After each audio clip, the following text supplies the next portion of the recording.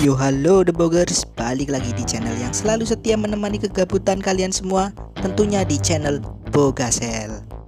Kali ini saya akan berbagi keseruan dengan menceritakan alur film berjudul Edge of Tomorrow yang dirilis pada tahun 2014.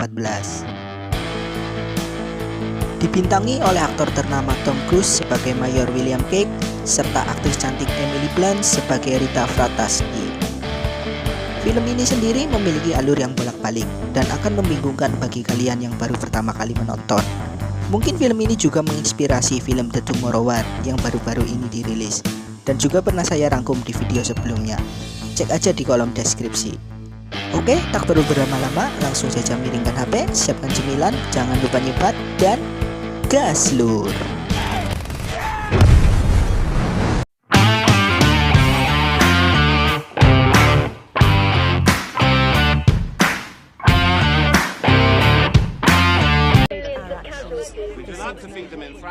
Berita tentang ledakan meteor yang jatuh di Eropa disiarkan di mana-mana. Ternyata meteor itu membawa sekelompok alien bernama Mimik yang akan berniat menginvasi bumi. Dengan keahlian meniru dan cepat mengetahui rencana serangan manusia, hanya kurun waktu 5 tahun mereka dapat menguasai daratan Eropa. Harapan kemenangan bagi umat manusia datang ketika bantuan teknologi dari militer Amerika berupa seragam perang berhasil menandingi kekuatan alien yang terus menguasai bumi. Keyakinan yang dibuat pihak militer Amerika melalui Mayor William Cage bahwa umat manusia bisa mengalahkan para alien dibuktikan dengan keberhasilan sersan Rita Vrataski dari pasukan khusus yang mampu membunuh ratusan Mimik di Verdun. Berpindah lokasi ke London, terlihat Mayor William Cage yang sedang menuju kantor UDF atau United Defense Force, di mana UDF ini merupakan gabungan negara yang mencoba mengalahkan alien Mimik. Setibanya di sana, Cage langsung bertemu dengan Jenderal Birham. Tujuan Birham mengundangnya adalah untuk mengirim dirinya di garis depan dalam operasi pemusnahan alien Mimik di pantai Perancis. Namun Cage langsung menolaknya, karena dia menganggap hanya sebagai juru bicara pihak militer Amerika kepada media dan bekerja di balik meja. Cage juga mengakui kalau sebenarnya dia belum pernah bertempur di garis depan. Birham yang sudah mendapatkan izin dari atasan Cage berusaha memaksanya dalam pertempuran kali ini. Namun hal itu tetap ditolak oleh Cage dan ia memilih pergi meninggalkan gedung tersebut. Ketika meninggalkan kantornya, Birham meminta anak buahnya untuk menangkap Cage yang akan pergi, dan segera dengan menggunakan senjata kejut, Cage berhasil dilumpuhkan.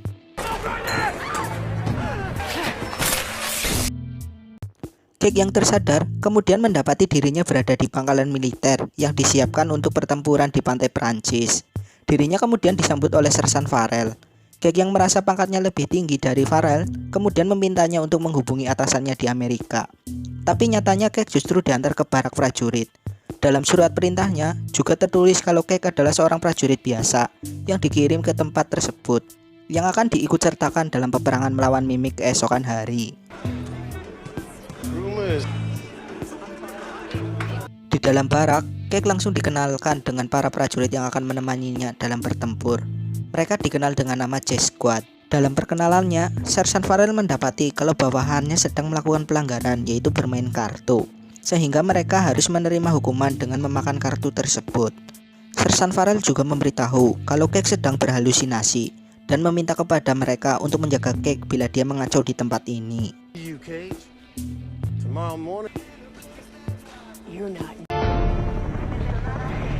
Di pagi hari, seluruh pasukan yang akan berangkat bertempur langsung bersiap.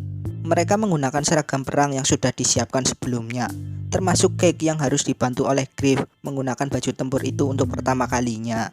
Anehnya, salah satu prajurit bernama Kimmel hanya menggunakan cangcut ketika ia akan berangkat bertempur. Cage yang sangat cemas juga berusaha ditenangkan oleh Griff.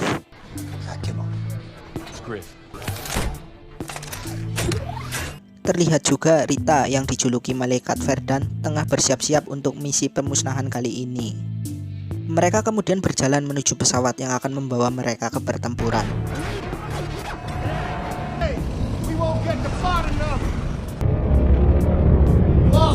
Di tengah perjalanan, Cage yang sangat ketakutan pun harus dibuli oleh J-Squad. Ketika Sersan Farrell sedang memberi semangat, tiba-tiba pesawat mereka diserang. Dan dengan terpaksa, mereka harus segera melompat dari dalam pesawat.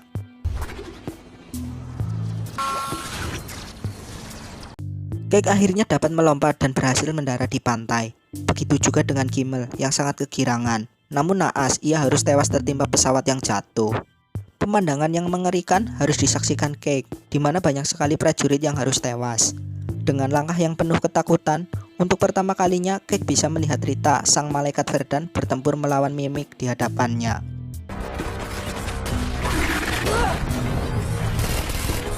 Namun sayang, sesaat kemudian Rita harus tewas oleh serangan Mimic yang tiba-tiba muncul dari belakangnya. Cake yang semakin ketakutan kembali melanjutkan perjalanan. Dia kemudian bertemu dengan Sersan Farrell dan anggota J-Squad. Para anggota J-Squad nampaknya menyadari di mana serangan yang mereka bangun selalu diketahui oleh para Mimic, seolah mereka sudah mengetahui rencana yang akan dilakukan oleh para prajurit.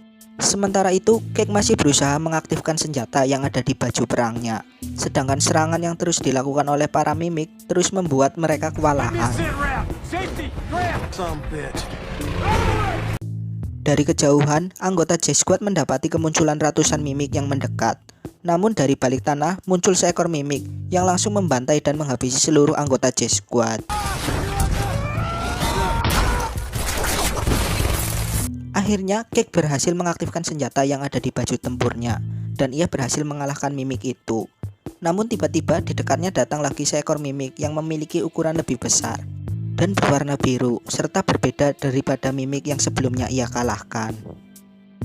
Cake yang semakin terpojok kemudian mengambil bom yang ada di dekatnya, dan seketika alien berwarna biru yang mencoba menyerangnya itu harus tewas bersama Cake. Namun cairan darah yang keluar dari tubuh alien tersebut mengenai dan masuk ke tubuh Cake. Dan tiba-tiba dia tersadar dan mendapati dirinya kembali di markas pangkalan militer. Di posisi ini, Cake sangat kebingungan. Kejadian yang dialaminya seperti sudah pernah ia alami. Bahkan dia masih mengingat kata-kata yang diucapkan Sersan Farrell ketika pertama kali mereka bertemu. Termasuk ketika di dalam barak. Ia mengetahui kalau para anggota J-Squad akan dihukum memakan kartu. Cake semakin bingung atas apa yang dialaminya, termasuk saat di pesawat. Kejadiannya seperti yang dia alami sebelumnya. Begitu juga dengan tewasnya Kimmel yang tertimpa pesawat. Cake sadar telah melihat dan mengalami sebelumnya. Termasuk ketika dia melihat Rita yang sedang melawan Mimic. Kali ini Cake mencoba menyelamatkannya dari tembakan, namun tembakan itu justru mengenainya. Dan dia segera pergi ditinggalkan oleh Rita. Tak berselang lama, muncul Mimic yang langsung membunuh Cake. Dan lagi-lagi waktu berputar, di mana Cake tersadar dan kembali ke pangkalan militer seperti sebelumnya. Cake yang sudah mulai sadar atas kejadian yang akan dialaminya, kemudian ia segera menemui Sersan Farrell dan mengatakan apa yang ia ketahui tentang dirinya sebelumnya. Cake juga berusaha meyakinkan apa yang akan mereka lakukan hanya sia-sia. Para prajurit akan terbunuh karena Cake sudah pernah melihat dan mengalami sebelumnya. Sersan Farrell yang sedikit keheranan karena Cake mengetahui informasi yang ada pada dirinya. Malahan dia membawa Cake dengan paksa menuju barak.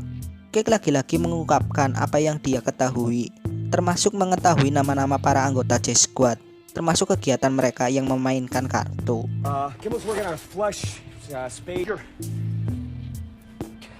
Dikira banyak bicara, justru mulut Cake dilakban agar dia tak terus mengoceh. Cake yang sudah pernah mengalami kejadian ini, dia segera terjun ke pantai dan segera menyelamatkan Kimmel. Tapi kali ini dirinya lah yang harus tewas. Lagi-lagi Cake tersadar dan sudah mendapati dirinya di pangkalan militer kembali. Mati dan bangkit lagi terus Cake alami, bahkan sampai puluhan kali. Sampai ketika di pertempuran, Cake mencoba menyelamatkan Rita. Cake yang sudah sering mengalami kejadian itu, dengan sigap langsung mengalahkan para Mimic yang terus mendekat. Rita yang sadar atas tindakan yang dilakukan oleh Cake sepertinya sudah sering dia alami. Kemudian dia memberikan pesan kepada Cake ketika mati dan sudah terbangun kembali di pangkalan militer untuk segera menemuinya. Dan sesaat kemudian, pesawat meledak dan membuat Cake mati dan tersadar di pangkalan militer kembali. Cake yang tersadar kemudian teringat ucapan Rita untuk segera menemuinya ketika ia terbangun. Kali ini Cake lebih tenang ketika ia dibawa ke baraknya, termasuk menutupi kartu yang dimainkan oleh anggota J-Squad.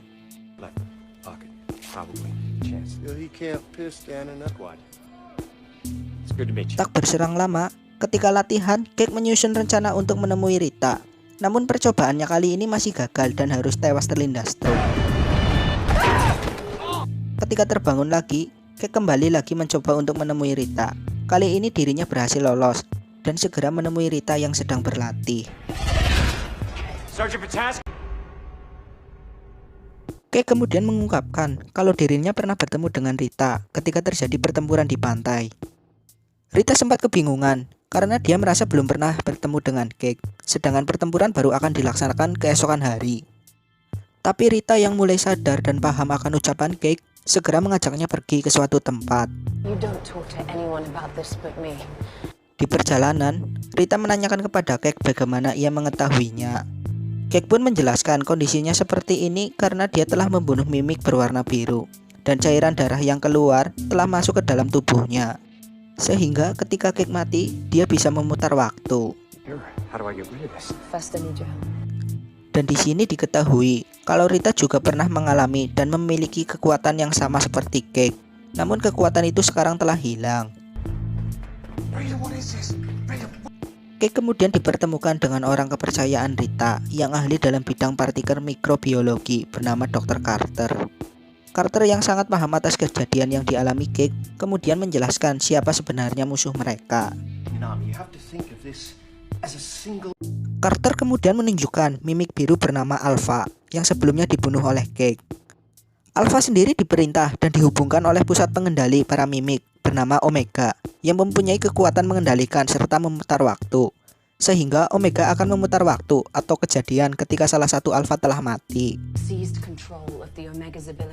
Di sini, Rita juga menjelaskan bagaimana dia berhasil memenangi pertempuran Verdan sebelumnya, di mana para Mimik sengaja mengalah demi memancing kedatangan prajurit di bumi dengan jumlah yang lebih banyak di pertempuran keesokan hari. Dengan kemampuan Omega yang bisa memutar dan mengendalikan waktu, maka dengan mudah para Mimik akan mengalahkan mereka semua dan segera menguasai bumi. Rita juga meminta Cake untuk membantunya menemukan Omega dan menghancurkannya. Namun Cake bingung harus berbuat apa. Carter kemudian menjelaskan kalau Cake sekarang memiliki kemampuan Omega karena di dalam tubuhnya terdapat cairan Alpha yang sebelumnya dia bunuh. Sehingga otomatis ketika Cake terbunuh, maka waktu akan berputar dan dia akan kembali di hari sebelumnya ketika dia masih hidup, tapi dengan ingatan kejadian yang masih tersimpan. Omega sendiri akan memperlihatkan bayangan lokasi di mana ia bersembunyi, karena Omega juga sedang memancing kedatangan Cake untuk diambil lagi kekuatan yang ada di dalam diri Cake. Dan disitulah kesempatan mereka untuk menghancurkan Omega.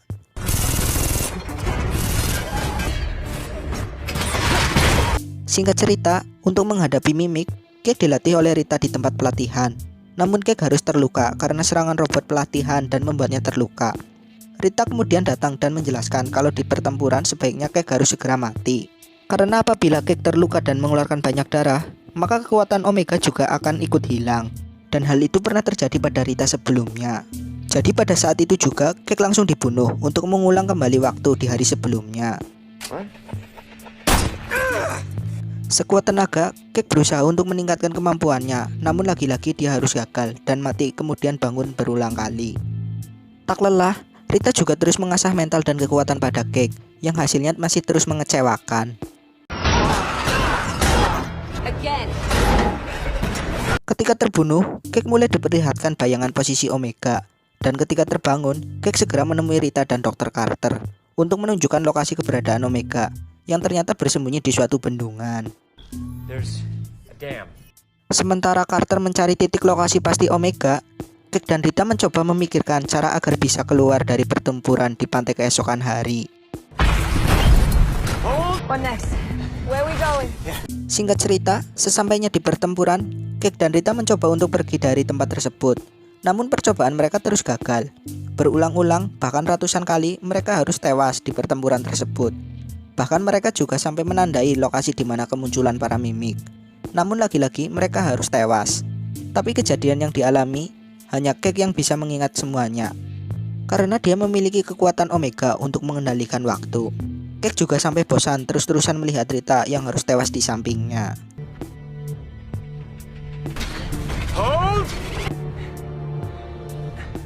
Pada saat terbangun lagi, Untuk kali ini, Cake memutuskan untuk kabur meninggalkan pangkalan militer dan memutuskan untuk pergi ke sebuah bar.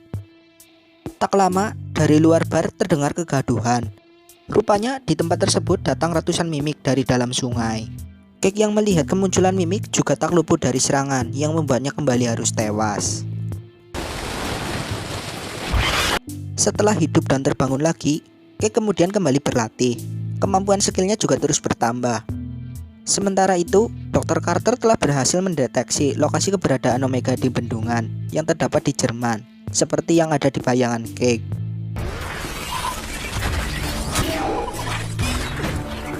Sekarang tinggal giliran Cake dan Rita yang terus berusaha mengalahkan mimik pada pertempuran di pantai.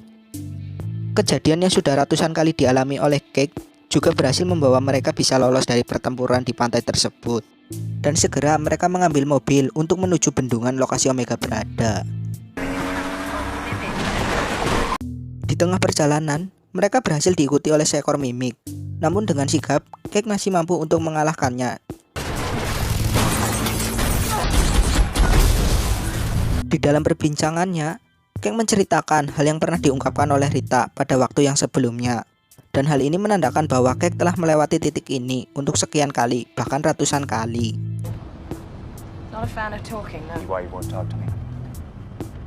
Tak lama, bensin di mobil yang mereka bawa habis, dan kemudian mereka menuju ke suatu rumah di tepi jalan. Mereka juga melepaskan baju perang yang dikenakan karena baterainya sudah habis. Di halaman rumah itu, Rita juga menemukan sebuah helikopter. Namun Cake yang melihat Rita kesakitan kemudian mencoba mengobati luka yang ada di bahunya. Perdebatan pun terjadi. Tatkala Rita mengetahui bahwa Cake telah sampai di titik ini berulang kali, Rita menginginkan untuk segera pergi mencari Omega. Namun Cake menolaknya karena Cake sudah mengetahui kalau Rita akan mati oleh serangan alien mimik.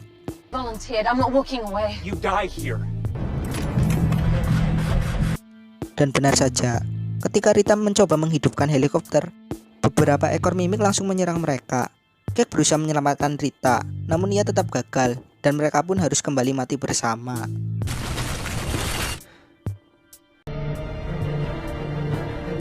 Waktu pun berputar kembali. Untuk kali ini, Cake bertekad menghadapi serangan mimik seorang diri, tanpa melibatkan Rita seperti yang sebelumnya ia lakukan. Hingga akhirnya dia sampai dan mampu mengambil helikopter untuk kemudian segera menuju ke bendungan untuk mencari Omega. Sesampainya di bendungan, Cake tak menemui keberadaan Omega.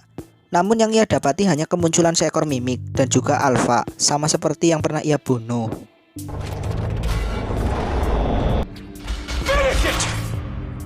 Ketika mencoba bunuh diri untuk mengulang waktu, Alpha tersebut langsung menjatuhkan senjata yang dipegang oleh Cake. Hal itu pun membuat Cake terluka dan mengeluarkan banyak darah. Namun beruntung, Cake segera lari dan membuat dirinya tewas tenggelam dari kejaran Alpha. Dan waktu akhirnya kembali lagi seperti sebelumnya. Cake yang sudah terbangun kembali segera menemui Rita dan Dr. Carter untuk menceritakan kejadian yang dialaminya di bendungan. Ternyata penglihatan yang ia lihat hanyalah sebuah jebakan, di mana sebenarnya Omega hanya menginginkan darah Cake untuk mengembalikan kekuatan mengendalikan waktu. No, we're not finished. Bingung untuk tindakan selanjutnya, Rita kemudian teringat akan alat yang pernah dibuat oleh Dr. Carter yang berfungsi untuk menghubungkan Alpha dengan Omega. Namun sayangnya alat tersebut disimpan di markas UDF yang ada di London. Tak basa-basi, Cake ditemani Rita segera menuju ke London. Di sana mereka langsung menyelinap ke kantor Jenderal Birham. Dari perlakuan dan tindakan yang dia lakukan, Cake, nampaknya dia sudah sering mengalaminya, mungkin ratusan kali. Jadi dia sangat hafal apa yang harus segera dia lakukan. Singkat cerita, setelah beberapa kali gagal, akhirnya Cake berhasil membawa alat ciptaan Dr. Carter. Atas instruksi Rita, Cake segera menancapkan alat tersebut di kakinya. Dan seketika ia langsung terhubung dengan Omega, yang ternyata posisinya berada di Paris, tepatnya di bawah Museum Louvre.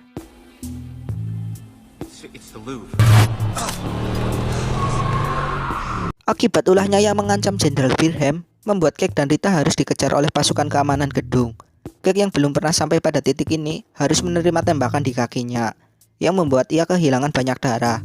Tak berselang lama, akhirnya aksi mereka harus dihentikan oleh pasukan keamanan yang menghadang mereka. Kek kemudian tersadar dan mendapati dirinya terikat di suatu tempat. Rita kemudian datang dan mencoba untuk membunuhnya agar waktu bisa terulang lagi. Namun kali ini sudah tak bisa. Seperti yang pernah dialami Rita, kalau kehilangan banyak darah dan mendapat transfusi darah baru, maka kekuatan atau kemampuan mengendalikan waktu akan ikut hilang. Jadi, jika Kek mati sekarang, waktu tak akan terulang lagi.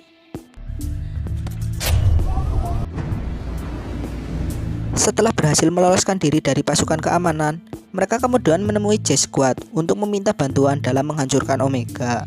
J-Squad awalnya bingung dengan permintaan Kek, namun akhirnya mereka berubah pikiran setelah mengetahui kalau mereka juga dimintai bantuan oleh Rita, sang malaikat Verdan. Dan segera mereka pergi menuju Museum Louvre. Right, okay, so this Omega, it can... Namun ketika pesawat yang membawa mereka akan mendekati museum, mereka langsung ditembaki oleh para mimik yang membuat mereka langsung melompat dan pesawat yang ditumpangi langsung terjatuh. Kek yang berhasil selamat kembali berusaha mengumpulkan anggota J-Squad yang tersisa. Dibantu Rita, ia berusaha meneruskan menuju museum menggunakan pesawat yang telah terjatuh tadi, namun masih bisa digunakan. Sedangkan beberapa anggota J-Squad lebih memilih mengorbankan nyawanya untuk menghambat kedatangan para mimik yang terus bermunculan. Kek dan Rita terus memacu pesawatnya menuju museum. Dengan perjuangan yang sangat keras dan menyakitkan, akhirnya mereka berhasil sampai. Namun hanya mereka berdua yang berhasil selamat.